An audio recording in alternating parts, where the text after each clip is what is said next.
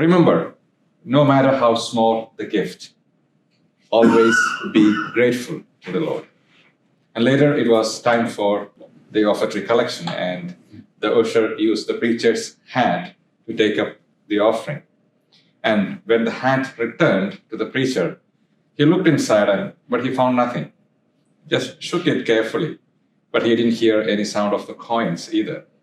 Then he turned it upside down, but nothing came out. It was empty. Seeing this, every eye in the congregation watched to see if the preacher would practice what he had just preached. No matter how small the gift, always be grateful to the Lord.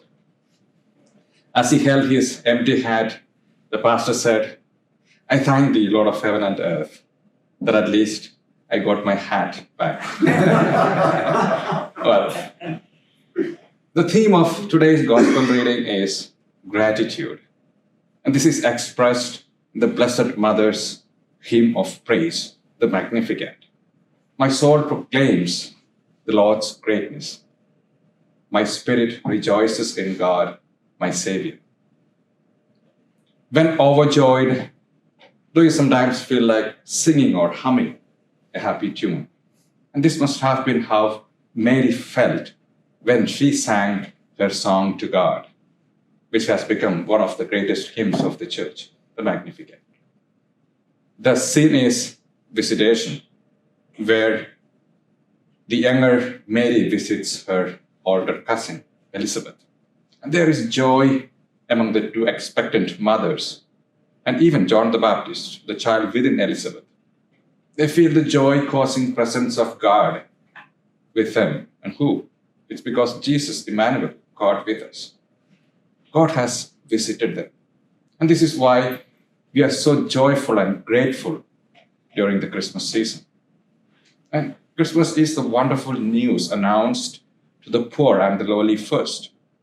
In her song, Mary mentions another reason for her gratitude, that God noticed the lowly and did great things for them.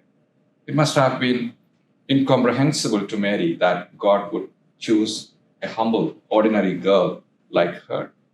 And so she exhorts God, who favors not only herself, but all the poor and the lowly the world overlooks.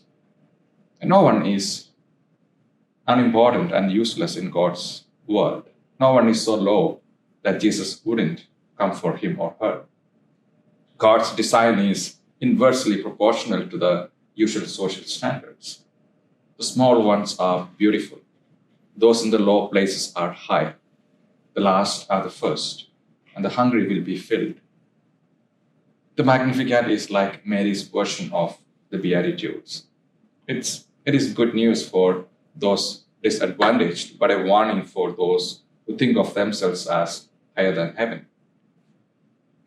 Joy comes to those who seek God's presence, and gratitude comes to those who trust God enough to submit to His will, to those who are simple and humble in their desires, to those who are poor and serve the poor and needy before themselves. Mary's song of praise reveals the secret to attaining joy and gratitude. What tune do our hearts sing this Christmas season?